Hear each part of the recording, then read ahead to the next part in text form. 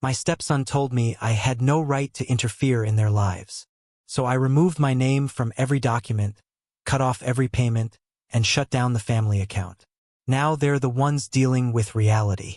Subscribe to the channel and share your stories in the comments. And now let's get started. When I married Laura, I truly believed I was stepping into something real, something solid.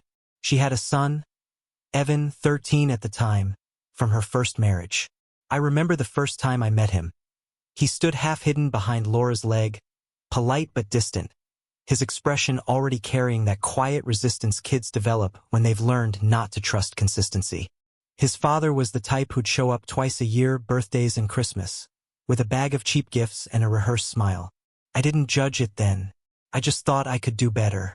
Back then, I thought love, effort, and showing up would be enough. I paid for everything: school, summer camps, braces, insurance, phone plans. When he turned 16, I even helped with his car insurance. I didn't do it for thanks. I did it because I believed that if I kept giving, one day it would mean something. Those first few years were peaceful. We had our family dinners, messy, imperfect, but warm. Movie nights, holidays, photos on the mantle that made us look like the kind of family you'd see in a suburban commercial. Smiling, content, complete. I didn't realize back then that pictures can lie better than people. The cracks started small. Evan began to pull away, subtle at first. He'd spend more time in his room, headphones in, door shut. When I passed by, he'd give a quick nod, sometimes not even that. I told myself it was normal, teenage independence, privacy, whatever phrase made it easier to ignore. Laura called it a phase. He's just protecting himself, she'd say. Protecting himself from what? From stability? From someone who actually stayed? The tone changed slowly, like temperature rising in a room you don't notice until you're sweating. One day, I told him to help unload the dishwasher. He looked at me flatly and said, "You're not my dad." The words came out too calm, too certain. Laura brushed it off. He didn't mean it like that, but I saw it in his eyes. He meant every word. After that, every interaction felt like walking through glass. The respect disappeared, replaced by this cold indifference that turned our house into a shared rental space. I'd walk into a room and he'd leave. I'd say something at dinner, and he'd scroll through his phone. Every time he shut his door, it felt like a reminder that I wasn't part of whatever family I thought we had built. There were moments, small ones, that hit harder than shouting ever could. The day he turned 17, I gave him a new laptop for college prep. He took it, barely looked at me, and muttered, "Thanks," like it was an obligation. No hug, no smile, just a transaction. That's when I realized maybe that's all I'd become to him. A provider, not a person. Laura's silence didn't help. Whenever I tried to bring it up, she'd say, "Don't take it personally. He's just being a teenager." But there's a difference between attitude and rejection. Teenagers roll their eyes. They don't erase you from their world. Sometimes she'd get defensive, saying, "You knew what you were signing up for." Maybe I did. Maybe I was naive enough to believe effort could rewrite bloodlines. I kept trying, though. I drove him to soccer practices, helped with school projects, even taught him how to change a tire. He barely spoke in the car, just stared out the window like he was somewhere else. One night, I overheard him on the phone with a friend. He said, "My mom's husband's okay, I guess. Not my stepdad. Not even my name. Just my mom's husband." That phrase stuck with me for weeks. It was like being demoted from family to housemate. Still, I told myself it would get better. Families evolve, right? They fight, rebuild, reconnect. But every time I tried to close the distance, something pushed me further away. Laura's loyalty was quiet but unmistakable, always leaning toward him. Whenever there was tension, her eyes went to Evan first, never me. I stopped expecting her to take my side. Eventually, I stopped bringing things up altogether. We became polite strangers sharing a roof. Dinners turned into separate schedules. Evan would eat after we did or take food to his room. When I asked Laura why she allowed it, she sighed, "It's not worth the fight." But wasn't that the point of being a parent? Fighting for structure? For connection? The worst part wasn't the disrespect. It was the indifference. He didn't hate me. He just didn't care whether I existed or not. That's harder to live with than anger. At least anger means you matter. Sometimes, late at night, I'd walk past his room. I'd see the light under the door, hear the faint sounds of laughter from his phone. Laughter I hadn't heard from him in months. Not at dinner. Not in the house. Just with people on the other side of a screen. I'd stand there for a second, then move on quietly, like a ghost passing through his own home. Laura and I stopped taking new family photos. The old ones stayed on the mantle, but even they started to feel dishonest. A frozen version of something that never really was. I caught myself staring at one once. The three of us at the beach, smiling into the sun. I remembered how Evan refused to smile that day until Laura told him she'd buy him a new pair of sneakers.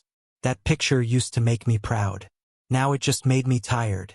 Sometimes I'd wonder if I pushed too hard, if trying to act like a father made me an intruder.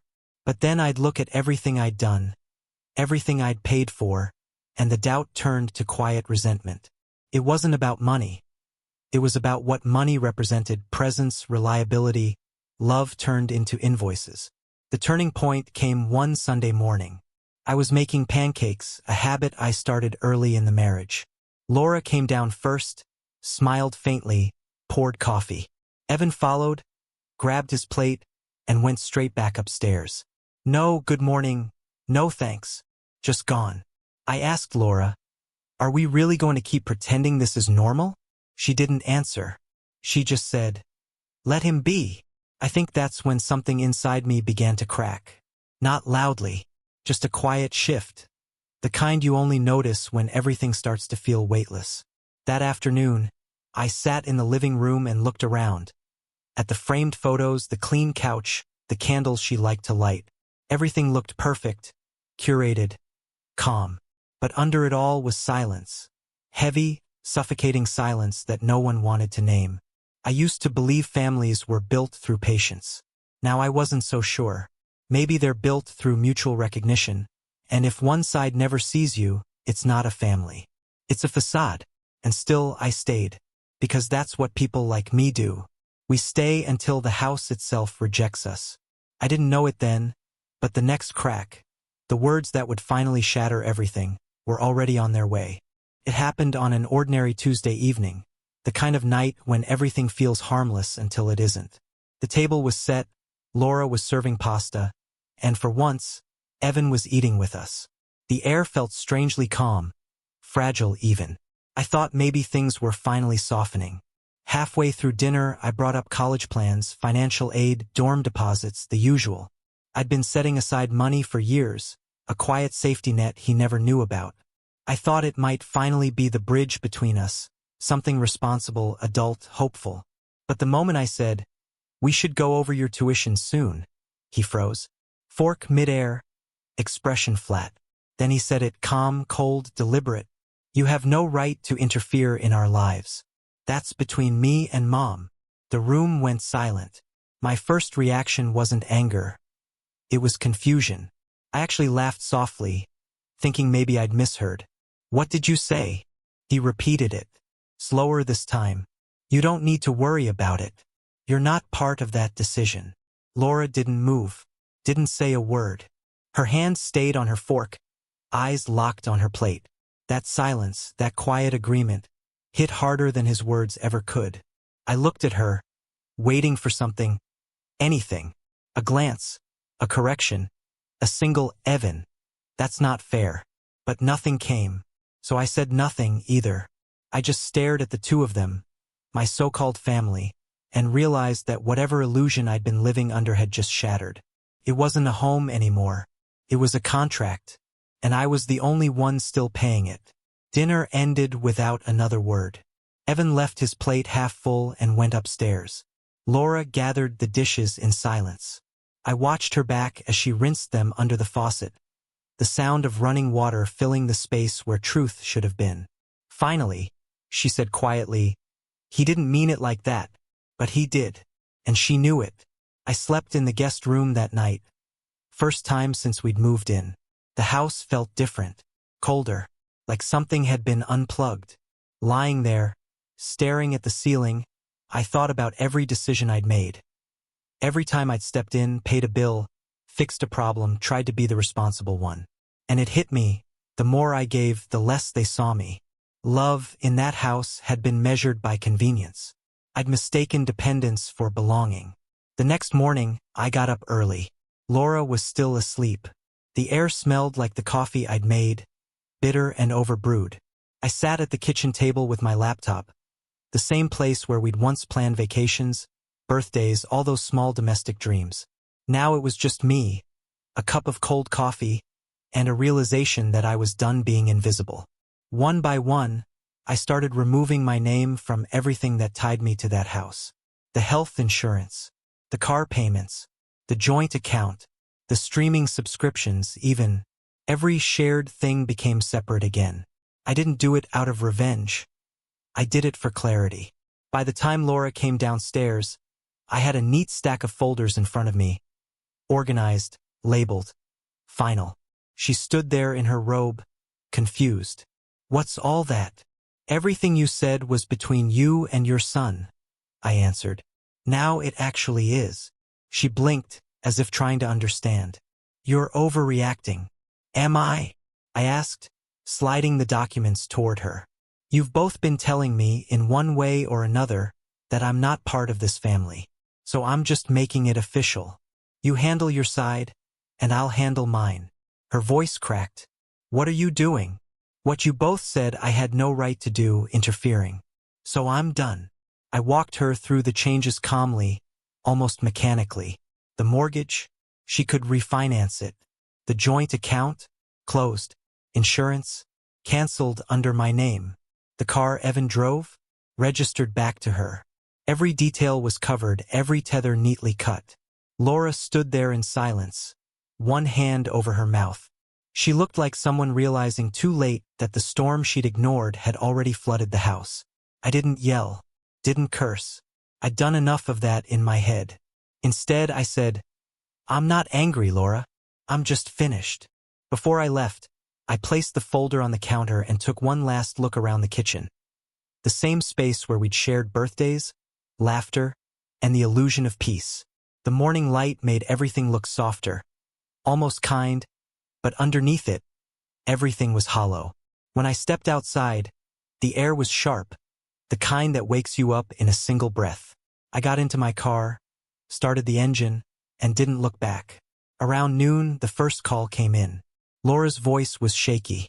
"You closed the account?" "Yes." "Why would you do that?" "You told me not to interfere." "Don't twist this," she snapped. "You know what he meant." "No," I said calmly. "I know exactly what he meant. And I know what your silence meant too." There was a long pause. Then she said, softer this time, "You can't just walk away." "I already did." The line went silent. Long enough for me to hear her breathing slow, the sound of realization settling in. When she finally hung up, I didn't feel relief or triumph, just quiet. That afternoon, I rented a small apartment on the edge of the city. One bedroom, a window that faced west, a place where I could hear myself think. I moved my essentials, clothes, tools, laptop, coffee maker, and left everything else behind. That first night alone felt strange. The silence wasn't heavy anymore. It was clean. I poured a drink, opened the window, and listened to the rain hitting the metal roof. No arguments, no slammed doors, no footsteps pacing overhead. Just weather and stillness. I realized then that peace doesn't always feel like victory. Sometimes it just feels like absence. Over the next few days, messages started to pile up, short, panicked, emotional. "Why would you do this? Evan didn't mean it. We can fix this." I didn't answer any of them. Every time my phone buzzed, I'd look at the screen, then set it face down. For once, I wasn't trying to fix anyone else's mistake. There's something freeing about reclaiming your own boundaries after years of being the invisible glue. People don't realize how much you hold together until you let go. And when you finally do, they start to see the cracks, the ones they pretended weren't there. By the end of that week, I'd made a decision. I wasn't going back. Not for closure. Not for explanations. Some truths don't need to be discussed. They just need to be lived. That house was no longer mine, and neither were its problems. For the first time in years, I felt something close to peace. Not happiness, not yet, but the beginning of it. Still, a part of me wondered if they'd ever understand what they'd lost. Not money, not security, but presence. Maybe they'd realize that sometimes the quietest person in the room is the one holding everything together. But by then, I'd already chosen silence. And silence, this time, was my answer. The first week after I left was quiet.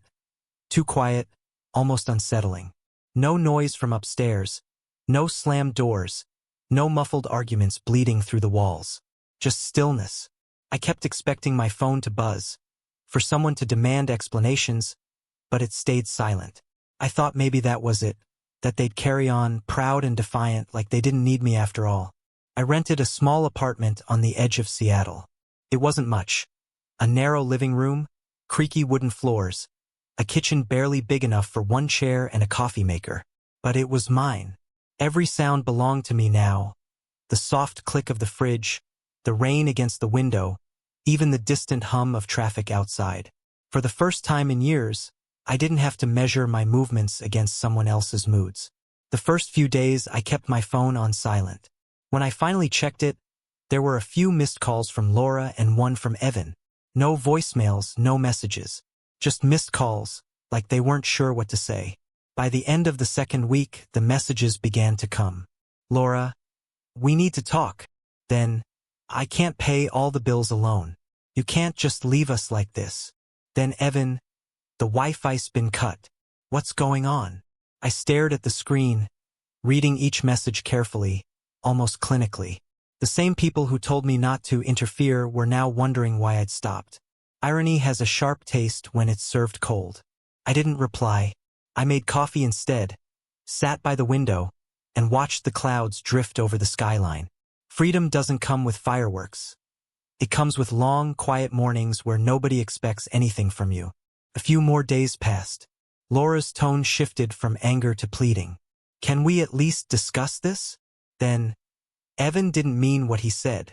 Then, finally, please, we need help. That word need used to have power. It used to trigger the instinct to fix, to protect. Now it just sounded hollow. I went about my days simply. Work, groceries, coffee, sleep. I started walking by the lake in the evenings. The air sharp and cool. Sometimes I'd see families out there. Parents laughing with their kids, dogs chasing after sticks. It used to sting, but then I realized I wasn't jealous. I was just relieved. Those people still believed what I used to believe, that love could hold anything together. 2.5 weeks after I left, Evan showed up. It was late afternoon, gray sky, light drizzle. I heard a knock on the door, hesitant, uneven. When I opened it, there he was, standing in a soaked hoodie, hands shoved deep into his pockets, shoulders drawn in. For a second, he didn't even look like the same kid. The arrogance was gone, replaced by something I hadn't seen before, uncertainty. Hey, he said quietly. I stepped aside without a word. He hesitated, then came in. The apartment was small enough that his wet shoes made the whole place feel crowded. He looked around, taking it in, the single chair, the bare walls, the absence of all the things money used to decorate. You live here now? He asked.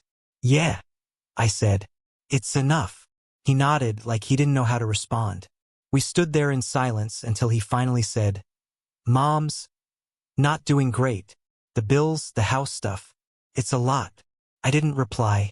I poured 2 cups of coffee instead, out of habit. He didn't drink his. After a long pause, he said, I didn't mean what I said that night. I looked at him. Then why did you say it? He shifted uncomfortably. I don't know. I was mad. I didn't think it mattered that much. It mattered, I said quietly. Words always do. He stared at the table, eyes down. His voice was smaller now. I didn't realize how much you did. Like all the stuff. Mom said you handled most of it, but I didn't get it until it stopped working? He didn't answer, just nodded, embarrassed. I wanted to feel satisfaction, maybe even vindication, but I didn't. I just felt tired. Tired of being the lesson someone only learns after the damage is done. Listen, I said. If I had died a year ago, what would you have told people I was to you? He frowned, caught off guard. What do you mean?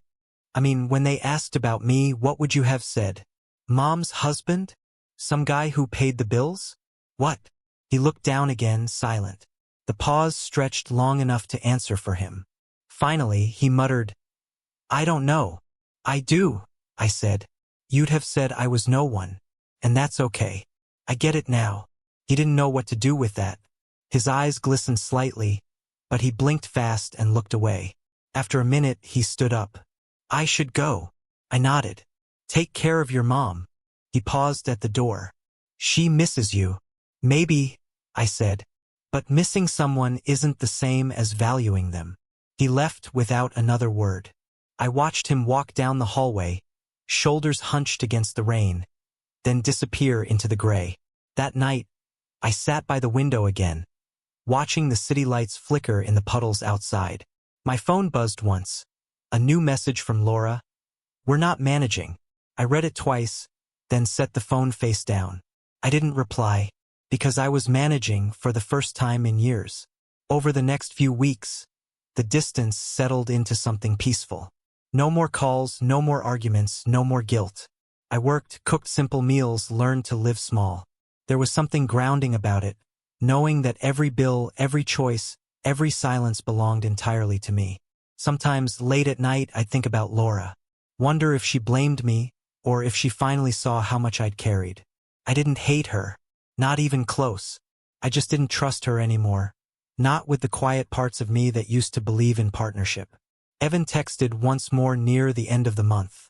We're trying to sell the house. That was it. No apology, no request. Just information. Maybe it was his way of saying goodbye. I thought about replying, maybe even offering advice about realtors or pricing, but then I remembered his words. You have no right to interfere in our lives. He was right. I didn't. So I left the message on read, closed the window, and turned off the light. In the dark, I realized something simple but heavy. Peace doesn't always arrive when you win. It arrives when you stop fighting battles that were never yours to begin with. They were learning how to live without my presence. And I was learning how to live without their approval. And maybe that's how it was always meant to end. Not with forgiveness, not with reconciliation, but with understanding. They had built their world around denial, and I had built mine around responsibility. Neither structure held. But the difference was, I finally learned to walk away from mine. It's been 6 months since I walked out of that house. Sometimes, when I look back, it feels like another lifetime, like I'm remembering someone else's story.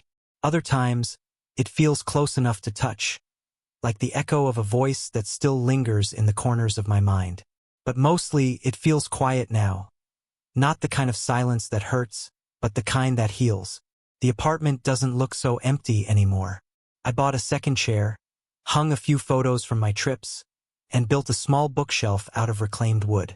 Every item here has meaning because I chose it, not because it matched someone else's expectations. That's something I didn't realize I was missing. The freedom to exist without negotiation. In the mornings, I make coffee and sit by the window. The city wakes up slowly, buses sighing, neighbors shuffling out with their dogs, a paperboy's bicycle clicking over the pavement. I used to dread mornings. Now they feel like small beginnings. I don't rush anywhere.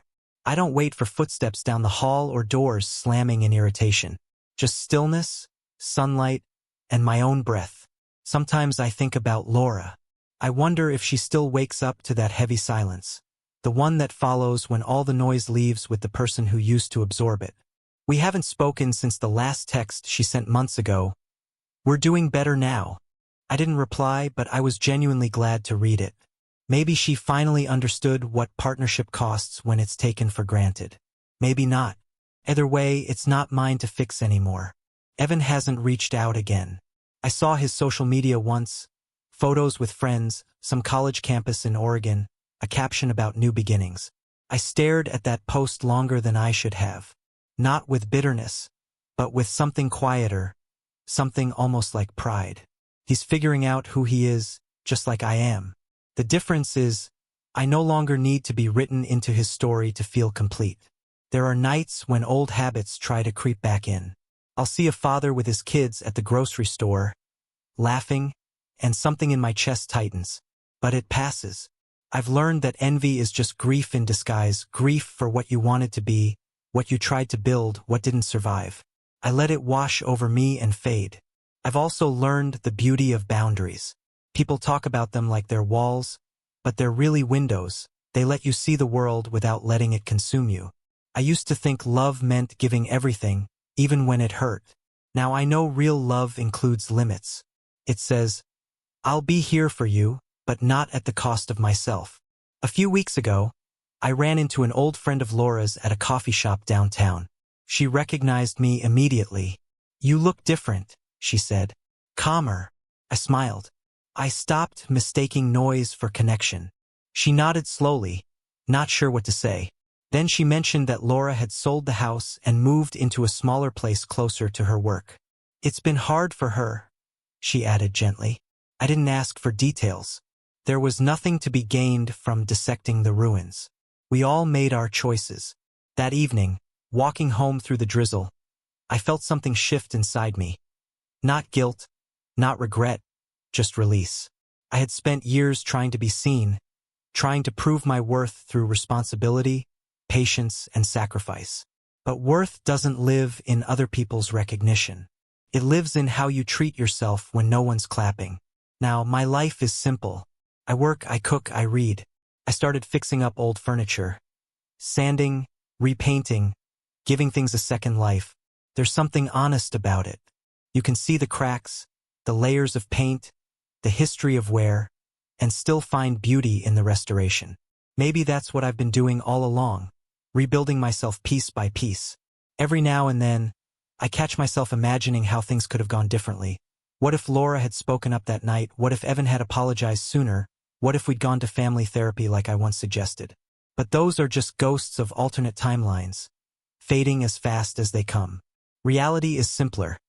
Not every family survives, and not every love heals what's broken. A few days ago, I found an old photo tucked in a drawer, the three of us at the beach years ago. I almost threw it away, but something stopped me. I looked at it closely. Laura's hair was caught in the wind. Evan was squinting at the sun, and I had my arm around both of them. I remembered that day, the arguments before the trip, the forced smiles, the way I believed that moment meant more than it did. But as I looked at it now, I didn't feel anger. I felt gratitude, because even illusions teach you something about effort, about self-worth, about what not to repeat. I slipped the photo into a drawer instead of the trash. Not out of sentiment, but respect for the man I used to be, the one who tried. Last weekend, I drove out to the lake again, the same one I used to walk by after I first moved out. The air was sharp, cold enough to sting, and the water was still. I sat on a bench, coffee in hand, watching the ripples spread from a single falling leaf. There was no soundtrack, no voices, no unfinished conversations replaying in my head, just quiet, deep and clean. I realized then that peace isn't the absence of people. It's the absence of needing their validation. I used to think I lost a family. Maybe I just lost the illusion of one. What I actually gained was something far more valuable. A life that's mine, undivided, unborrowed. I don't check my phone as often anymore. The silence that used to feel like punishment now feels like privilege. No one is asking me to fix, to explain, to prove. I owe no one an apology for choosing peace over participation in my own erasure. Sometimes people ask if I'd ever marry again. I don't know. Maybe. But not to rebuild what was broken, only to share what I've rebuilt in myself. If someone ever tells me again that I have no right to interfere, I'll smile and agree. Because now I only interfere in my own life, in my habits, in my peace, in my growth. And that, I've learned, is the only interference that ever leads anywhere good. In another life, I might have stayed longer, tried harder, waited for change that never came. But in this one, I finally walked away. And for the first time in a long time, that doesn't feel like failure. Feels like freedom.